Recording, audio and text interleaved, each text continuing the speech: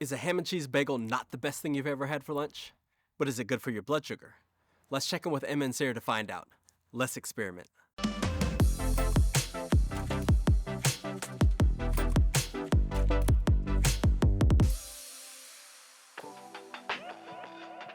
Hi, I'm Emma, VP of Product at Signos.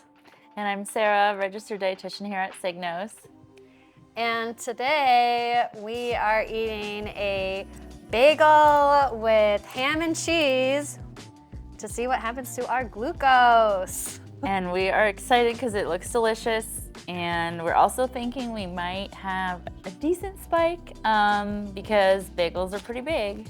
But we're having some ham in there too, some protein. So we'll see what happens. We're both starting at roughly the same glucose, which is kind of fun. And oh, you just went down. So we are gonna start eating and then we'll see what happens to our glucose. And we'll check back in a couple hours. Okay, so I almost forgot I want to log this in my Signos app because then I will know how many points I spiked from this. So what's fun is I'm just gonna go in to the log tab and select the meal plate and then continue, and then I'm gonna choose to take a picture this time. And so I can remember this delicious bagel. So now I'm gonna just put a brief description under the picture, and I'll just put bagel with ham and cheese.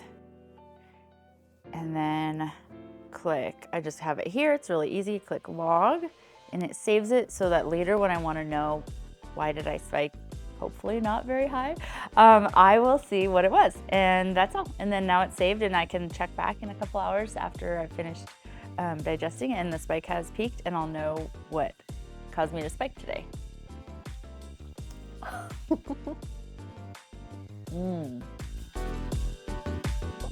All right, we're back. It's been about 2.5 hours and we're gonna review the results of what happened.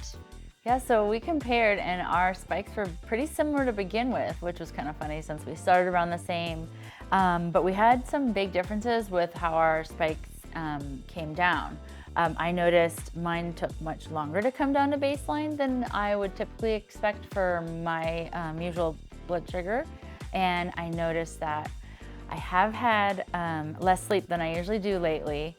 And, you know, as we know, the research shows us that just one night of poor sleep or fewer hours of sleep puts us at a disadvantage and increases insulin resistance. So I'm definitely seeing that on my chart today. Yeah, we had a similar rise at the beginning and I actually peaked around 142. And then it actually started to come right back down. But then check this out, it actually went back up. And I haven't eaten anything, the only thing I've had to drink is water, and I've actually been sitting since we ate our bagels. So what is this double spike about?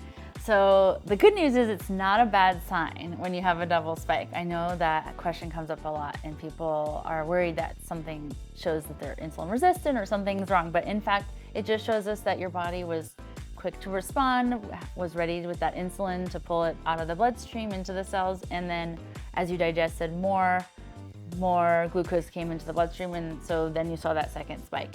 And especially since you were not able to mitigate it because we chose to sit in meetings and not mitigate our spikes on purpose, so that second spike had a chance to come back up when you kept digesting and more glucose came into the bloodstream, and then your insulin pulled it back out again to bring you back down to baseline. So it's not a bad sign.